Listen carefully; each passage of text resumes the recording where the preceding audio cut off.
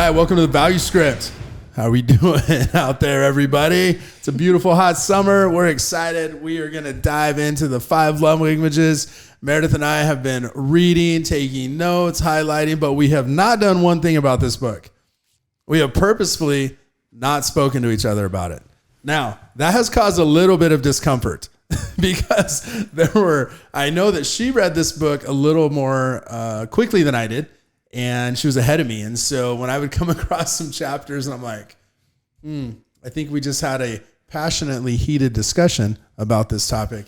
And but I know that Meredith's already read this, and me just having read this, I was surprised that the reactions weren't differently between each other. So you guys, I'm assuming, usually bounce off each other reading the same book? Typically, if we're reading the same book, we're like, hey, check this out. It's amazing. Yeah. Or, oh my gosh, this guy's stupid. Yeah, we decided to kind of not talk about it so that we could kind of be raw and now talk we're about live. it now. We wanted to have authentic reactions. Yep, now we're live. So we're good with it. We may even be able to tell you a little bit how that rolls. We have no idea how this is going to go. Right. It's kind of an experiment here. Yeah. Could get excited. Let us know in the comments. Hey. Should we do this? Should we not do this? Did you enjoy this? Did you not? But are you reading the book? Are you reading the book? I was just going to say, I've been asked multiple times by people as they knew we were going through opportunities to improve our marriage. I had an office manager one time named Jeremy. He had a background in working for Blockbuster, a huge regional. So random. Regional manager. But his big catchphrase was to never say you have a problem. You think of whatever the problem is, and you say, hey, we have these opportunities. And nice. So call problems opportunities. And instead of them looking like impediments, they'll look like mileposts or goalstones. Nice wordplay to change the mental outlook. So that's where I was going with that, by the way. Thanks for interrupting midstream. Sorry. I apologize to you. My behavior was unacceptable. All right, here we go. Is this a book I should read, or is this just for if you're in a marriage? Maybe an opportunity for you, Justin. It really does. It talks in the end about just that, like how single people have found that it improves all of their relationships. Oh, okay. And he actually wrote 5 love languages for singles. There's 5 love languages for children, which I totally want to read because I bet that's fantastic. Yes. Cool. Okay. Yeah. And I think the general themes resonate throughout your life, but really understanding who you are and how you perceive love and how you understand to give love is your love language. Yeah. And it may be and it may not be the same language of love that your spouse speaks. Mm-hmm. Yeah. Which I kind of thought was interesting. The whole time I was reading this, I was thinking, I wonder what Meredith thinks mine is. Yeah. And I thought, well, more importantly, what is mine? And I had a hard time figuring that out. Yeah. He talks about that too. Mm-hmm. And it gives you guides and steps that you can do to kind of help figure that out. So let's dive in. What happens to love after the wedding, Meredith? Okay, so people we all know about what the in love, you're falling in love, the excited, the gushy phase. And so then it talks about the difference between that and the real love that can stand the test of time. Because so wait a minute, that phase, that passionate love that's hot and exciting and fun, that's not real. Is that considered it is real, the wedding? but it's a phase. Yeah. The honeymoon? Yeah, the honeymoon phase. Phase. Gotcha. Which in reality, we never ended. Yes. Right. You're still in it. We may not have begun, actually. We might be just getting started. I think we're having the honeymoon. Right. That might be a better way to say that. Right now. That's going to be a great clip. You know what?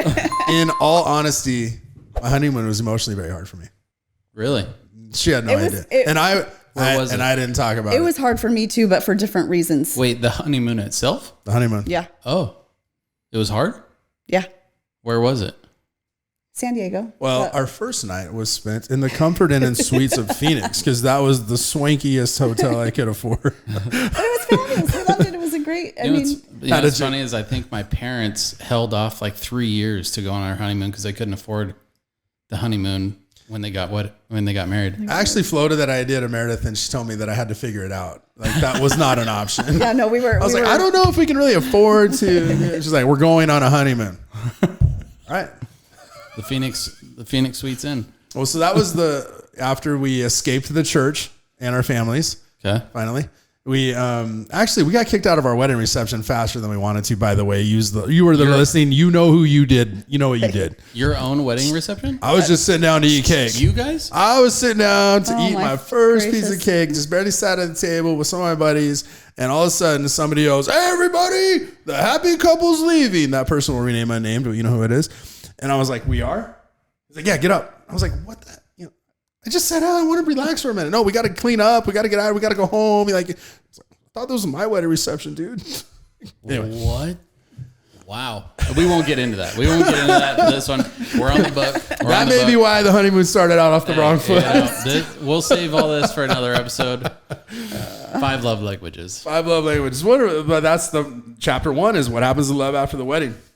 And, I think one thing that he points out is that if you're going to speak to somebody from another culture, from another country that didn't grow up where you did and grew up in the same circumstances that you did, quite often you're going to have to learn to speak a different language to do it.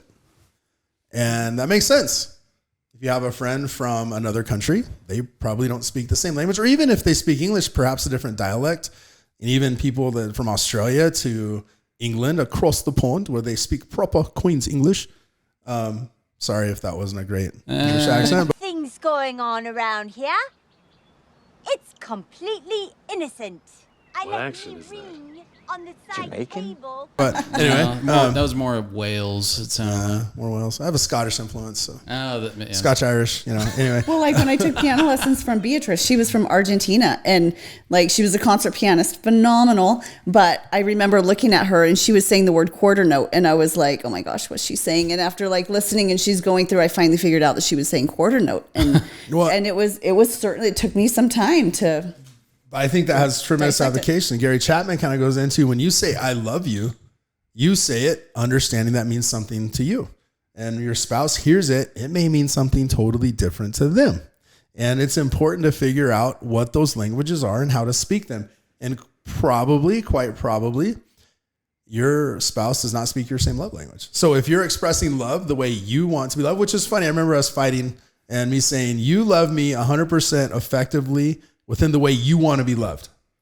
But I didn't feel like it was the way I wanted to be loved. And it was hard for us to really understand that conversation, I think, at that time. Because you're like, what the hell We does had that mean? we had the feeling, the feelings were there, but we didn't understand the foundation of why Right. that was happening. So I thought that was very profound. But nonetheless, a lot of times before we get married, you have these intense, passionate feelings. Hopefully that lasts for a little while in there. If it doesn't, he talks about that too. But in order to effectively communicate across cultural lines, we must learn the language of those with whom we wish to communicate. And that is so true in love. In chapter 2, it talks about going into keeping the love tank full. And I think it's interesting. One of the saddest parts of this chapter is where he talks about this child that grew up in a home where she didn't feel loved. And it was really sad. At 13 years of age, she was being treated for a sexually transmitted disease. And her parents, they were angry. They were upset. They're like, how in the heck could you have gotten yourself into this situation?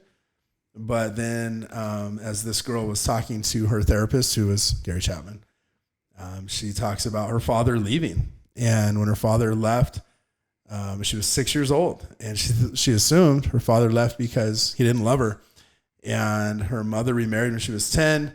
And she thought, oh, great, now I have somebody to love me. But then still... oh great, now my mom has somebody to love her, but then she still felt like there was nobody to love her.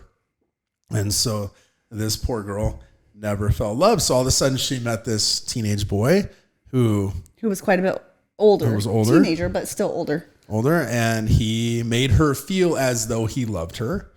The whole trick, right? But she fell for it, and she fell head over heels for this kid that really just wanted to have sex with her. But he made her feel loved. And so I thought that helped underscore the need for parents to make sure you understand not only how your spouse is love language and how they receive love, but we need to do that for our children as well. We need to teach them these things so that we can communicate love effectively to our children and help them understand how to navigate this landscape correctly. Yeah, because that foundation of love is what gives them that security to not fall into traps like that. Where they're searching and they're making mistakes because they're trying to fill a void that they have. There's a little section here. It says our cry for love, and it's talking about isolation and how isolation can be devastating to people. It talks about solitary confinement in prisons, and even on a cruise ship. I was talking to a friend that was talking about a cruise. It's like if you get COVID on a cruise, he had a friend that got COVID on a cruise, so she double vaxxed, super protected, double vaxxed, right? Wearing the N95 everywhere, super virtue signaling, everything. Went on a cruise, got COVID the night that she gets on the boat. They had us, tested negative to get on the boat. 12 hours later, spikes of fever. And then test positive for COVID. Well, if you're on a cruise, they throw you in the bottom decks. Bottom decks don't have windows. Bottom decks are not big. They're usually staff cabins. She was locked in this very small room with just a bed, barely enough room to walk around the bed, a little bathroom. That was it. No windows, no sunlight, no anything. And her food was delivered to her in hazmat bags. And she was not allowed to leave her cabin for 14 days, regardless. She was in solitary confinement, basically, on a cruise ship. Terrible. Now, there's a lot of politics, a lot of issues. There's a lot of ways we could take this. But her being in solitary confinement really messed with her mind, messed with her happiness. And even she noticed within just 2 weeks, her body totally atrophied. She'd lost a tremendous amount of muscle tone because she just had a tiny little space to exist in. And it made me think about what he talks about here in this in this relationship that he describes, where solitary confinement is considered one of the cruelest of human punishments. It says, at the heart of humankind's existence is the desire to be intimate and to be loved by another. Marriage is designed to meet that need for intimacy and love. That's why the biblical writings speak of husband and wife becoming one flesh. That did not mean the individual should lose their identity.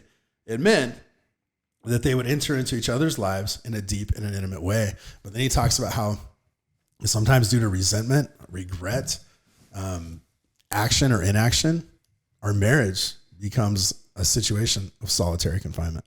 Yeah, that's tough. That's tough. And I know friends, family who have felt just that. Now that sounds extreme, but it could be as simple as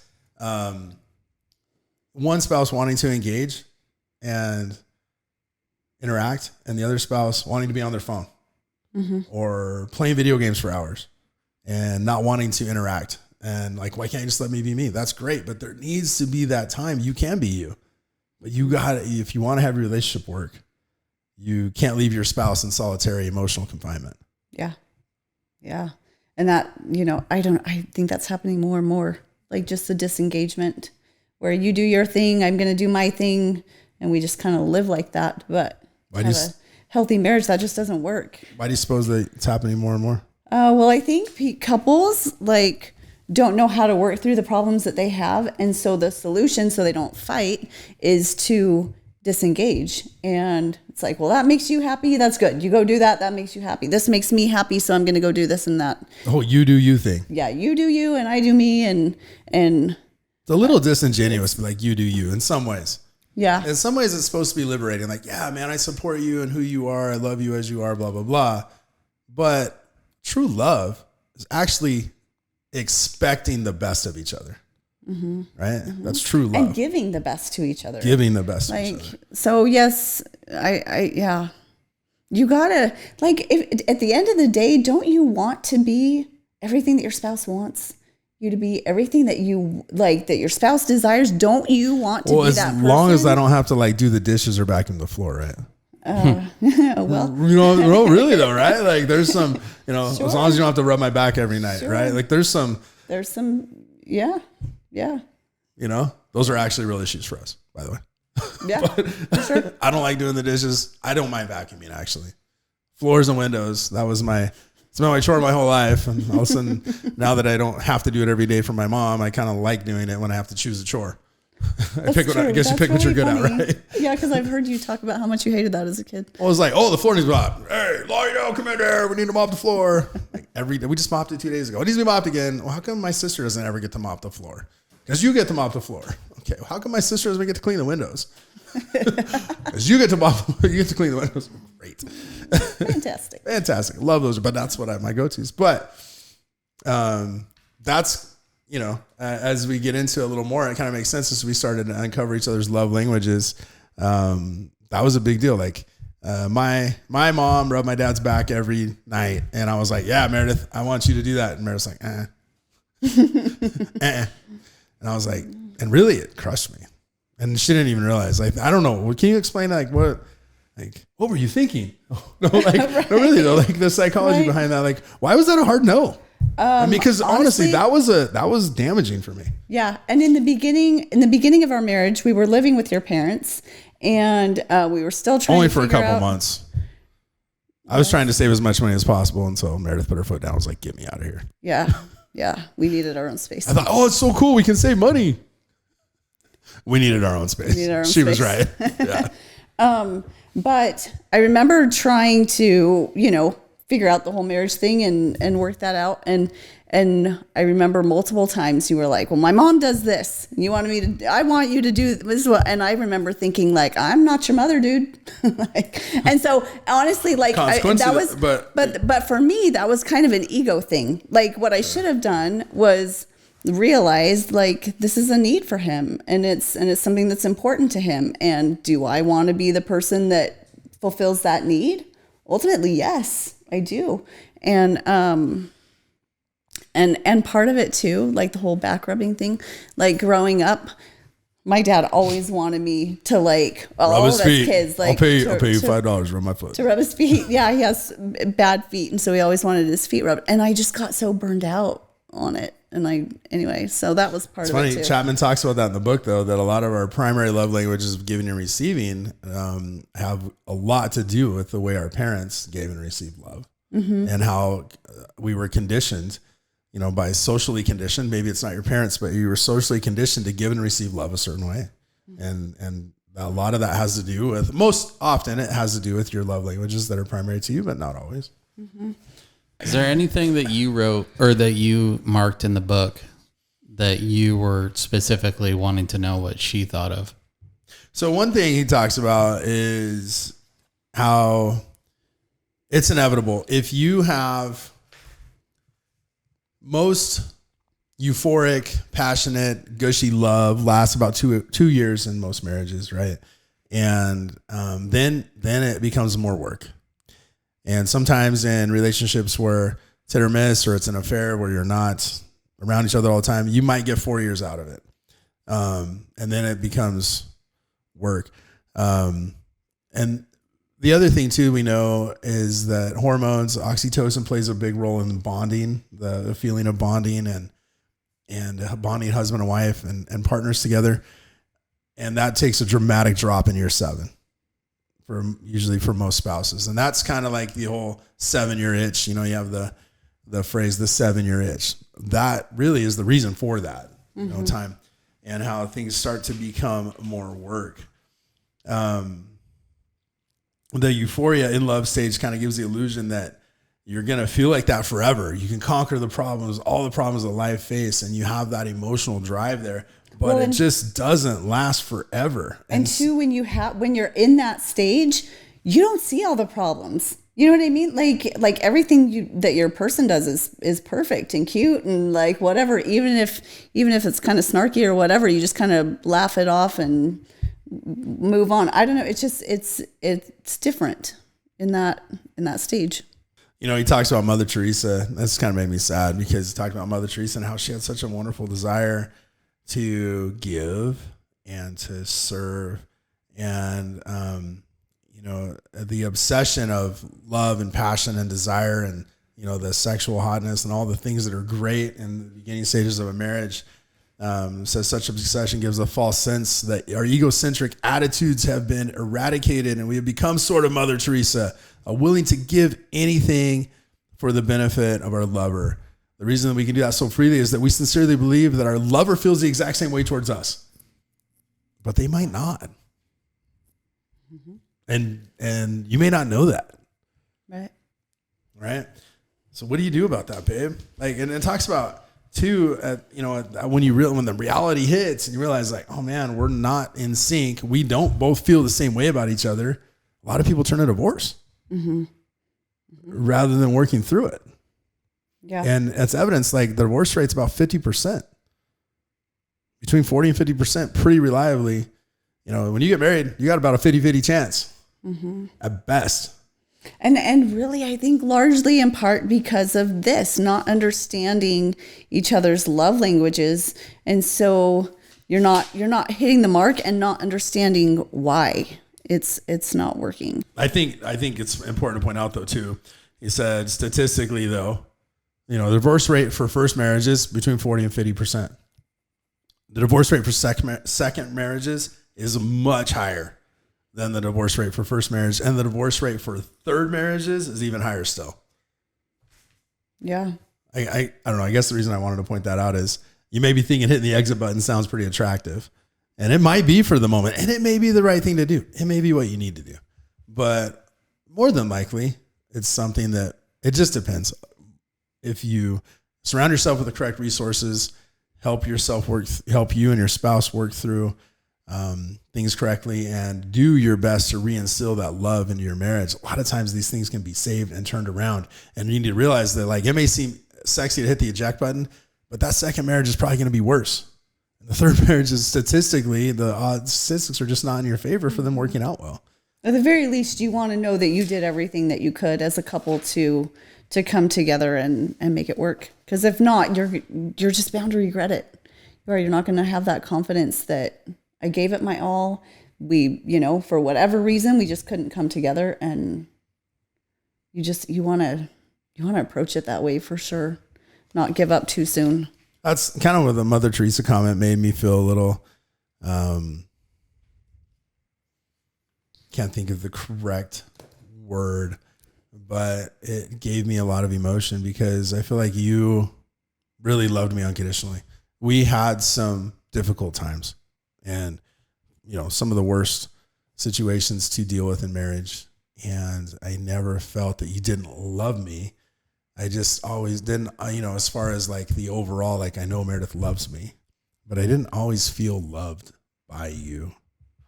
And I don't know, how did you feel? That was devastating for me because I did, like, in my mind, I was like, I cannot love him anymore. It's like, we're going through all this hell and I'm right here and I still love you. I still forgive you. I want this to work. I'm right here. And to be told, I don't feel loved by you. That's devastating. Yeah. So some of that, in our case, was speaking the correct love language, that we weren't necessarily speaking the correct love language. And some of that was unpacking the garbage in my own head, right? A lot of that was unpacking the garbage in my own head. So I wouldn't self-sabotage things and continue to look for evidence of things that probably weren't even really there, but to reinforce the narrative in my brain.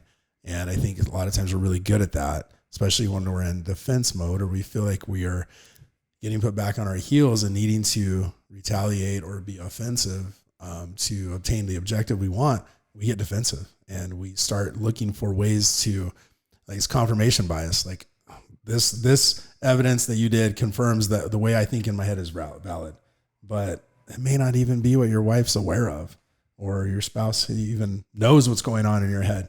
So unpacking the things in my head was certainly a necessary step. But after we unpack the things in my head, and we're, it's still an evolutionary process, an ongoing process, and always will be a refining process. But once we did the majority of that work, things still weren't necessarily getting traction because we weren't necessarily speaking each other's love languages. And so for diving into chapters 3 through 6, we'll do that the next episode, but we start getting into 3 of the major love languages, and we start realizing some of the things that we needed to do in our own relationship to get traction and to get that passion, that love back, and to get our love tanks filled up. So don't forget to tune in next time to the value script. We will jump into the first 3 love languages that Gary Chapman talks about, and we'll see you next time on the value script. Don't forget, click, like, save, subscribe, and share, baby. Share this message, share the good word, tell everybody that needs to hear it. Shout it from the rooftops, baby. We'll see you next time. Thank you.